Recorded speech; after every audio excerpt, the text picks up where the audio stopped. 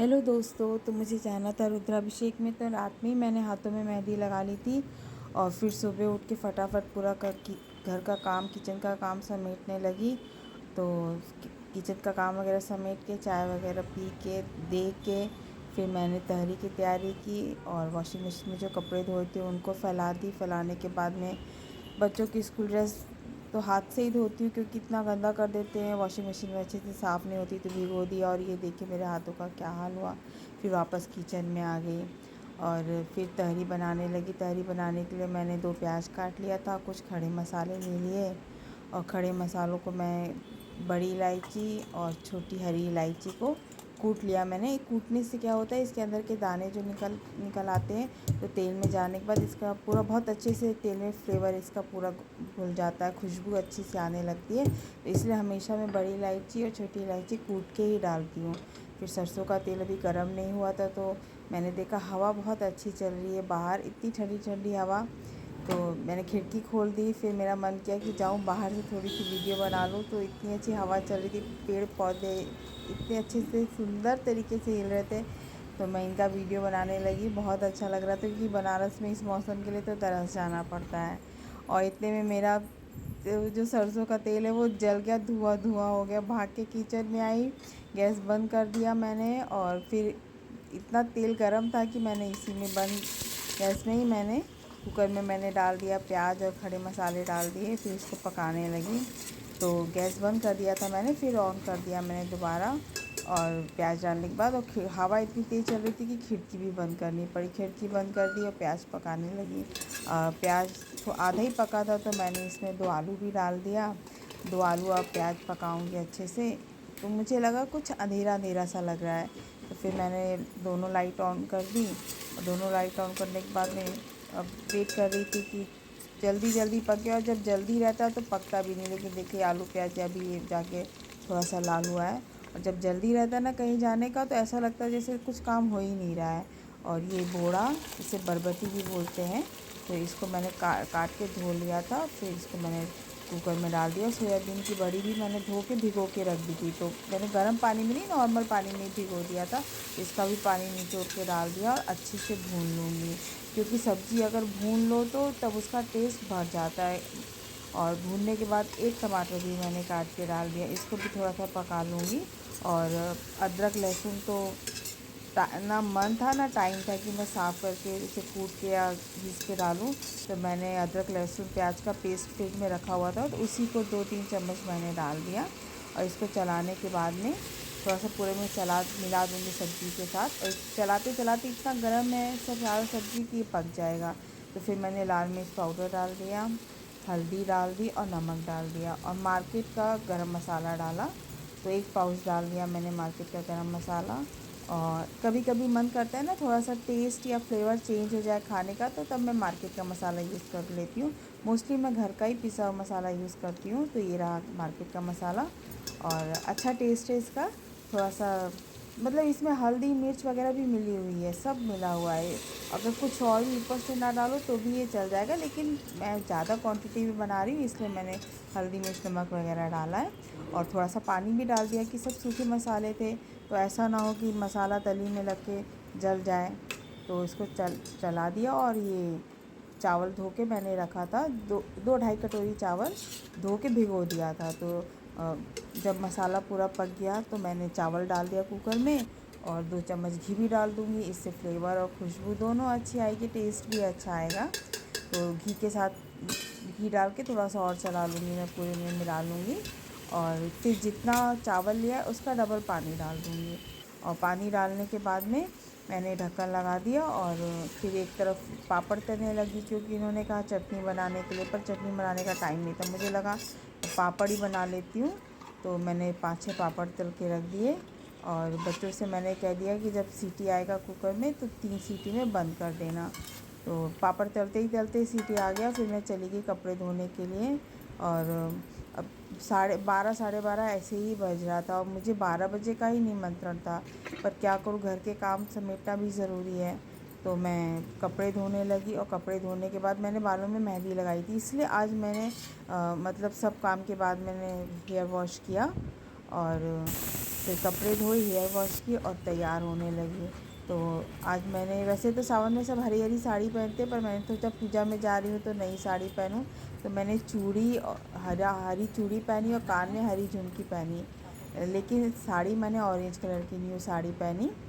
तो कपड़े धो के फिर मैं फटाफट तैयार हुई, और तैयार होके सब ने कहा अच्छी लग रही है, बच्चों ने भी कहा मम्मा अच्छी लग रही है। और जब तैयार हो जाओ और अच्छे लगो तो खुद में बहुत अच्छा लगता है, बहुत खुशी होती है कि हम अच्छे लग रहे हैं, मतलब एक अच्छी वाली फीलिंग आती है। हाँ, तो थोड़ी सी फ़ोटो वोटो भी मैंने बिटिया से बोली ले लो मेरी फ़ोटो, और फिर ये मिठाई, फूल, माला और कुछ फल ले लिए मैंने, और फिर हम निकल गए जाने के लिए। तो बाहर इतनी तेज़ धूप थी कि कुछ सुबह से नाश्ता वगैरह नहीं की थी, तो मुंह में 2 बादाम डाल लिया मैंने, क्योंकि कहीं भी निकलो ना तो मेरा तो ऐसा होता है कि मुझे नाश्ता करने का भी टाइम नहीं मिल पाता, खाना तो दूर की बात है, काम में ही पूरा समय बीत जाता है। तो 2 बादाम डाल के मैं निकल गई, और बाहर इतनी तेज़ धूप थी कि मुझे घूंघट करना पड़ा। मैं घूंघट करती नहीं हूँ, पर मुझे ऐसा लगा कि चेहरा ना जलने लगे धूप से, तो मैंने घूंघट कर लिया और फिर निकल गए, और अच्छा लग रहा था। अब बस पहुंचने की देरी है। तो पास में है, ज़्यादा दूर नहीं है। जब हम पहुंच गए तो पूजा चालू हो चुकी थी, लगभग आधी पूजा हो गई थी। तो भगवान जी को अब पूजा होने के बाद में अभिषेक करना था, तो सबसे पहले अभिषेक गन्ने के रस से हो रहा था। तो गन्ने के रस से अभिषेक जजमान लोग, मतलब इनके दोस्त और इनकी वाइफ, गन्ने के रस से पहले अभिषेक किए।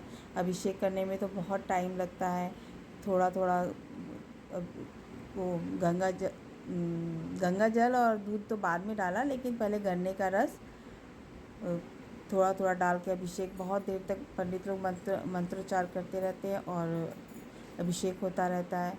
और मंत्र सुनना तो बहुत अच्छा लग रहा था, इतने अच्छे से एक लय में गाते हैं कि एक बहुत अच्छा सा माहौल हो जाता है सुनने के लिए।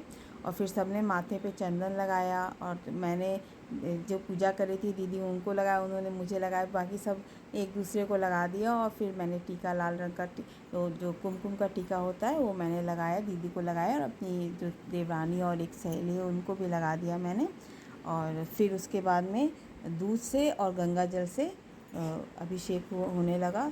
तो इतने में मुझे नाऊ जी ने बुलाया कि आइए पैर रंगवा लीजिए। तो हमारे यहाँ का रिवाज है, एक परंपरा है यहाँ की पूर्वांचल की, कि जो भी शुभ काम होता है तो जितनी लेडीज़ होती हैं वो पैर में रंग लगवाती हैं, महार लगवाती हैं, और यहाँ पे इसको चिरिया बोलते हैं। तो मैं चिरिया लगवाने लगी, और बहुत सुंदर यहाँ पे लगाया जाता है। ये देखिए कितने अच्छे से लगाते हैं, पूरा पैर भर जाता है, बहुत खूबसूरत लगता है। बाद में भले बाथरूम जाओ तो पूरा लाल लाल बिस्तर पे लाल लाल हो जाता, पर जब लगवाओ तब बहुत अच्छा लगता है, पैर भी बहुत अच्छा लगता है। मुझे पर्सनली बहुत पसंद है पैर रंगवाना, तो मैं मिस नहीं करती हूँ इसको। फिर लगवाने के बाद देखिए पैर सुंदर लग रहा था, मैंने दक्षिणा भी दे दी।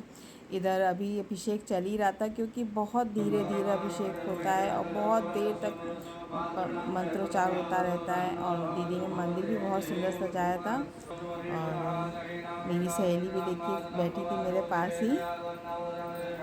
तो अभिषेक पूरा हो गया, फिर सब बारी बारी आके सब एक एक थोड़ा थोड़ा मतलब अभिषेक करने लगे गंगा जल और दूध से, और बेलपत्र चढ़ाने लगे। तो पहले घर के लोगों ने किया, फिर उसके बाद में जो बाहर के दोस्त मित्र थे उन लोगों ने किया। तो मेरी भी बारी आई, मैं भी गई, मैंने दूध और गंगा जल से अभिषेक किया। फिर 5 बेलपत्र चढ़ाए मैंने, और 5 बेलपत्र चढ़ा के अच्छा लगा मुझे पूजा करके।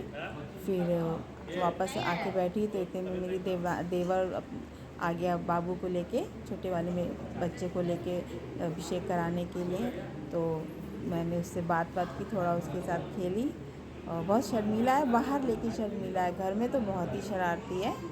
और उसके साथ कुछ फ़ोटो ली मैंने, और फ़ोटो लेने के बाद में कि देखिए मेरी सहेली मेरा वीडियो फ़ोटो ले रही थी। फोटो ही तो नहीं लिए। आदत नहीं रहती सर पे पल्ला लेने की, तो बार बार सर का पल्ला गिरता ही रहता है। अब और अच्छा ये फोटो है मेरा मेरे पास। बेटा है छोटा वाला, इतने शरीफ बन के देखो वो खड़े हैं जैसे कुछ जानते ही नहीं है, लेकिन एक नंबर के शरारती, इतनी बातें इतनी प्यारी प्यारी। और मैं इसे हमेशा बोलती हूँ कि मुझे बड़ी माँ बोलो, मुझे बड़ी माँ सुनना बहुत अच्छा लगता है। और मेरे आँख में बाल चला गया, आँखें भी लाल लाल हो गई। सब पूछने लगे क्या हुआ क्या हुआ, क्या बताओ क्या हुआ। तो दूसरी तरफ पंडित जी ने बोला जितना भी फल मिठाई है सबको सजा के एक तरफ लगा दीजिए। और यहाँ पे शिव जी का वो श्रृंगार होने लगा।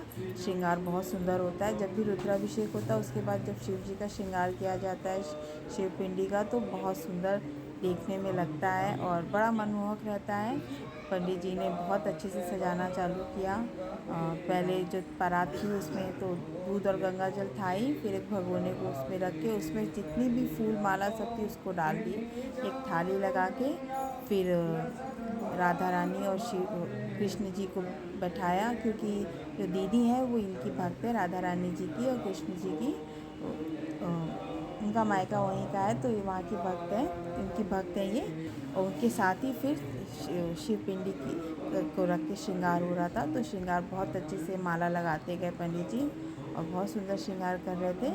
भैया भी थोड़ी थोड़ी उनकी हेल्प करते जा रहे थे। और जब पूरी माला लग गई तब इन्होंने जो हरी दूब होती है उसको बहुत अच्छे से पूरे परात में लगाने लगे।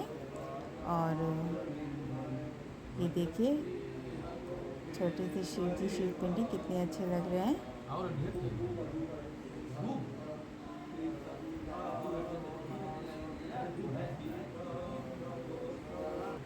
ये पूरे हरी दूब से पूरे परात में चारों तरफ हरा दूब इन्होंने लगा दिया, तो ये दिखने में और सुंदर लगने लगा। और दूसरी तरफ कुछ जो एक पंडित जी फूल माला तोड़ रहे थे इसमें सजाने के लिए, और एक पंडित जी कमल के फूलों को खोल रहे थे कि उसकी पंखुड़ियाँ ऐसे बना रहे थे कि परात में रखेंगे तो सुंदर लगेगी।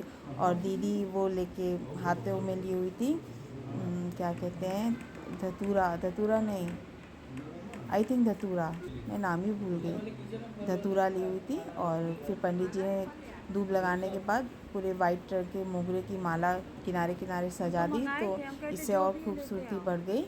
फिर कमल का एक फूल सबसे ऊपर रखा गया सिंहासन पर, और फिर उस एक एक कमल का फूल चारों तरफ परात में सजा दिया गया। और सजाने के बाद फिर धतूरा लगा दिया गया। तो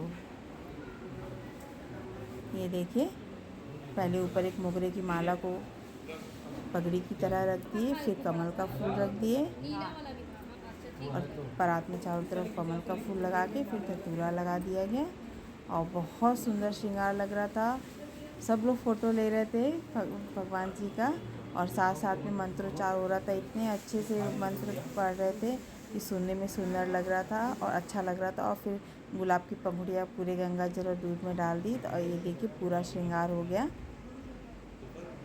कितने सुंदर लग रहे हैं भगवान। और श्रृंगार होने के बाद आरती की तैयारी हुई, फिर आरती होने लगी। तो आरती के बाद में ये देखिए आरती होने लगी।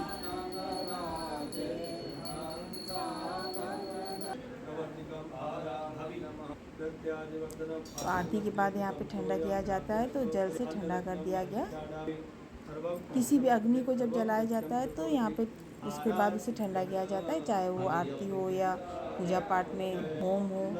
और आरती के बाद में सबने आरती ली बारी बारी, मैंने भी आरती ली। फिर पंडित जी ने नारियल फोड़ के जो दीदी भैया थे उनको प्रसाद दिया खाने के लिए। दीदी की गोदी भरी, और पंडित जी मेरे पहचान के थे तो उन्होंने मुझे बुला के मेरे भी आंचल में उन्होंने फल दिया, प्रसाद दिया, गोद भर दिया। और फिर यहाँ देखिए सारा फल वगैरह जितना भी आया, सभी लोग मोस्टली फल और मिठाई लेके आए थे। तो यहाँ पे फिर अब प्रसाद लगने की तैयारी होने लगी, और मैं फटाफट प्रसाद लगवाने लगी। तो प्रसाद सबका लगने लगा, और कुछ लेडीज़ चली गई किचन में खाना बनाने में मदद करने लगी, क्योंकि पूजा के बाद खाना बनना स्टार्ट हुआ। और मैं यहाँ बैठ गई प्रसाद लगाने के लिए। तो इतने में भैया का बेटा आ गया। अब वो कह रहा है कि आंटी जी कोल्ड ड्रिंक ले लीजिए। अब मैं तो पता नहीं क्यों मुझे जब तक अब पूजा हो गया, अभी मैंने सोचा अब मंदिर के पास बैठ के कुछ खाऊंगी पीऊँगी नहीं, तो इसलिए मैंने बार बार मना की। वो 2-3 बार आएगी पी लीजिए, पर मैंने कहा नहीं, मैं प्रसाद लगा लूँगी फिर ही कुछ खाऊंगी पीऊँगी। जब सुबह से अब कुछ नहीं खाए पिए तो अब मंदिर से हाथ जोड़ के उठेंगे तभी कुछ खाएंगे पिएंगे। इधर किचन में देखिए पनीर का सब्जी बन रहा था और मेरी देवरानी हेल्प कर रही थी, मतलब 2-3 लेडीज़ मिलके बना रही थी पनीर का सब्जी। और इधर हमने फ़ोटो खिंचवाने लगी अपनी सहेली के साथ, थोड़ा फ़ोटो सेशन होने लगा। और फिर पूरियाँ निकाली, मैंने तो देख थोड़ी सी पूरी निकाली और